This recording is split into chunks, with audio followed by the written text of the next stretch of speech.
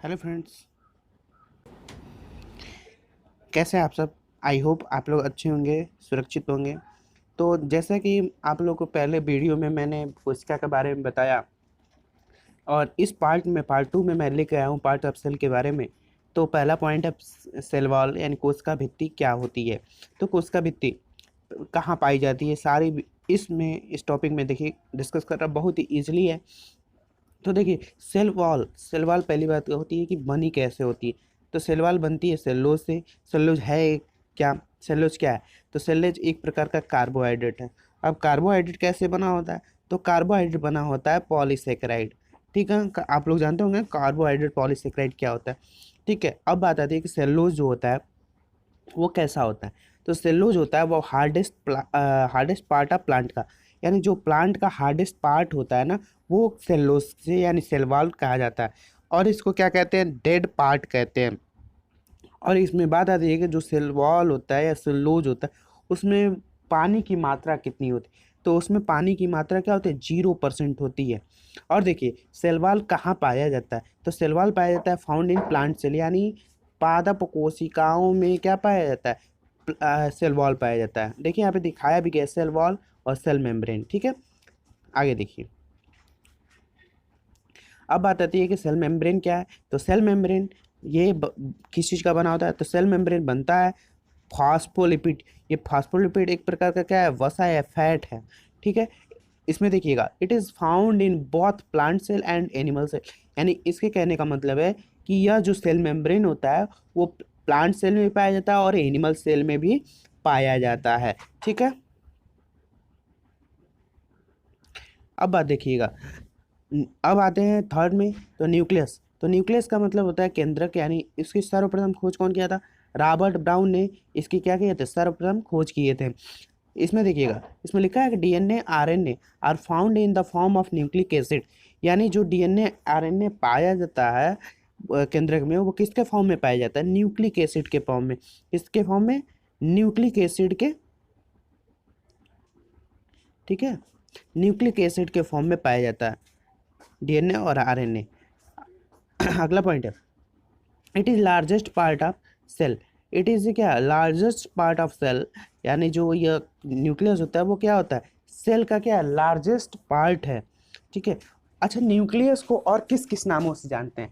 अगर जानते हो तो आप लोग कमेंट करिए, कमेंट में बॉक्स में कमेंट करके हमें बताइए कि न्यूक्लियस को और किस किस नामों से जानते हैं मित्रों। ठीक है, तो देखिए यहाँ पे बताया गया है कि सेल न्यूक्लियस को हम लोग ब्रेन ऑफ सेल कहते हैं, ब्रेन ऑफ सेल और मैनेजर ऑफ सेल। ठीक है, अब देखिए यहाँ पे बात किया गया है डीएनए और आरएनए की। तो डीएनए की पहली बात बता दें कि डीएनए का फुल फॉर्म होता है D oxy ribose nucleic acid और आरएनए का होता है राइबोज न्यूक्लिक एसिड। तो बात आती है कि डीएनए और आरएनए में फ़र्क क्या है, क्या डिफरेंस क्या है। तो एक साइंटिस्ट थे, वो मॉडल के आधार पे दिए। तो वो मॉडल दिए क्या? वाटसन और क्रिक ने डीएनए का मॉडल दिए, और मॉडल में आरएनए का जो दिए थे वो फ्रेडरिक मेसर थे। तो इसमें क्या है देखिए, ये इन्होंने जो वाटसन और क्रिक दिए वो बताया कि डीएनए डबल हेलिक्स होता है। यानी इस तरफ देखिए, इस तरफ ये डबल हेलिक्स है। ठीक है, और जो आरएनए था तो आरएनए इस तरह, केवल इस तरह रहेगा। ठीक है, ऐसे ही इसमें इस संरचना बताए हैं। अब बात आती है कि डीएनए कहाँ पाया जाता है और आरएनए कहाँ पाया जाता है। तो डीएनए पाया जाता है न्यूक्लियस में और माइटोकॉन्ड्रिया में, लेकिन जो आरएनए होता है वो न्यूक्लियस में पाया जाता है और साइटोप्लाज्म में पाया जाता है। ठीक है, देखिए अभी मैं दिखा रहा हूँ आप लोग को डीएनए आरएनए। देखिए मित्रों, यही है डीएनए और आरएनए। देखिए इस पे ही हम समझा दे रहे हैं आप लोग को। डीएनए, इस पे जो देखिए, इस पे जो दिया गया है ये डबल डबल हेलिक्स है ना, ऐसे ऐसे ये डबल हेलिक्स है मित्रों। ठीक है, देखते रहिएगा ध्यान से। ये डबल हेलिक्स दिया गया है और इसमें ही क्या होता है? न्यूक्लियो बेस हो पाया जाता है। ये देखिए, ये आरएनए है और ये डीएनए है, ये डीएनए। ठीक है, ये इधर वाला डीएनए और इधर वाला आरएनए। यहाँ पे लिखा भी हुआ है आरएनए राइबो न्यूक्लिक एसिड और DNA deoxy ribo nucleic acid. एक बात और ध्यान रखिएगा, आप लोग देखते होंगे कि इसमें जो कलरफुल है रेड ग्रीन, ठीक है, येलो कलर का, ब्लू कलर का, इसमें एक पाइप लाइक स्ट्रक्चर बना है। तो वो क्या है? तो ये बता दें कि इसमें इसमें ये क्रोमोसोम जुड़े होते हैं, क्रोमोसोम पे जीन पाए जाते हैं। अब जीन क्या होता है अभी मैं इस वीडियो में डिस्कस कर रहा हूँ। इसमें बात बता दीजिए जो इसमें दो नाइट्रोजीनस बेस, पहली बात की 4 नाइट्रोजीनस बेस पाए जाते हैं। कौन कौन से? साइटोसिन, ग्वानिन, एडेनिन, थाइमिन, ये 4 नाइट्रोजीनस बेस हैं। इसमें भी पाए जाते हैं, जैसे कि इसमें साइटोसिन पाया जाएगा, ग्वानिन पाया जाएगा, एडेनिन पाया जाएगा, लेकिन इसमें थाइमिन की जगह पे बस यूरेसिल पाया जाता है। ये ध्यान रखिएगा, डीएनए में थाइमिन पाया जाएगा और आरएनए में यूरेसिल पाया जाएगा। ये क्या है? Nitro nucleo basis of RNA है, ये न्यूक्लियस बेसिस ऑफ डीएनए है। यही मेन डिफरेंस होता है इसमें। और ये जो बंद होता है, इस बंद को यानी बॉन्ड को हाइड्रोजन बॉन्ड कहते हैं मित्रों, हाइड्रोजन बॉन्ड। ध्यान रखिएगा, ये जो बंड बना है बॉन्ड, इसमें हो चाहे इसमें हो, इसको क्या बोलते हैं? अगर दो है तो डबल डबल बॉन्ड कहते हैं, डबल हाइड्रोजन बॉन्ड कहेंगे। अगर ट्रिपल है तो ट्रिपल हाइड्रोजन बॉन्ड से क्या होते हैं? जुड़े होते हैं। देखिए यहाँ पे बताया भी गया है कि जो एडेनिन है वो किससे जुड़ा होता है? थायमिन से। एडेनिन किससे जुड़ा होता है? थायमिन से। और साइटोसिन ग्वानिन से। किससे किससे? यानी एडेनिन डबल बॉन्ड से जुड़ा होता है थायमिन से, और साइटोसिन जुड़ा होता है ग्वानिन से ट्रिपल बॉन्ड से। देखिएगा यहाँ पे ये एटीजीसी, यानी इसको हम लोग शॉर्ट में बोलते हैं एटीसीजी, नाइट्रोजीनस बेस है ये, ठीक है। जो इसमें डबल हेलिक्स के ऊपर पाया जाता है उसको क्या बोलते हैं? नाइट्रोजीनस बेस कहते हैं। और एक बात है, जो डबल हेलिक्स होता है उस पे दाने दाने का क्रोमोसोम पाया जाता है, और क्रोमोसोम पे क्या पाया जाता है? जीन पाया जाता है। ठीक है, समझ में आया होगा तो लाइक करते रहिएगा मित्रों। आगे देखिए, ये देखिए अब आरएनए की बात आती है, तो आरएनए भी बताए थे कि इसमें क्या मेन डिफरेंस होता है। उसमें साइटोसिन के साथ थायमिन जुड़ा होता है, लेकिन हाँ नहीं, एडेनिन के साथ थायमिन जुड़ा होता है। यहाँ पे एडेनिन के साथ यूरेसिल बस जुड़ा होता है, ठीक है, यूरेसिल। अगला देखिए, फंक्शन ऑफ डीएनए। ये देखिए फंक्शन ऑफ डीएनए के बारे में बता दें। जो फंक्शन मेन जो फंक्शन होता है वो बताएंगे। तो डीएनए का जो मेन फंक्शन होता है, DNA is called genetic material.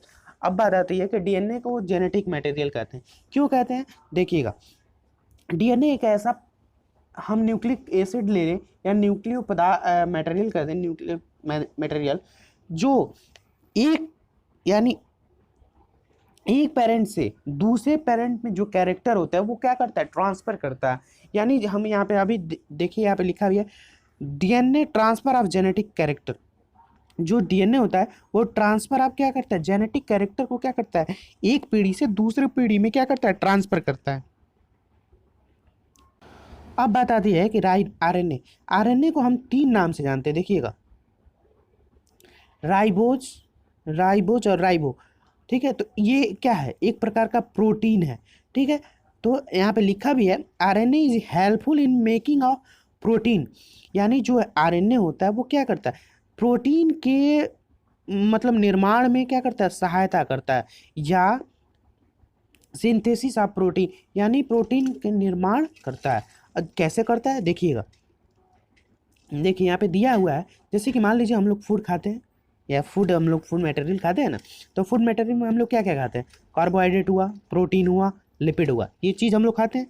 तो सबसे अधिक इसमें बात आती है कि प्रोटीन की। देखिए हम प्रोटीन की बात वहाँ की है ऊपर, तो प्रोटीन देखिए, तो प्रोटीन में पर ह्यूमन यानी पर ह्यूमन बॉडी में 22 प्रोटीन की आवश्यकता होती है। कितने? 22।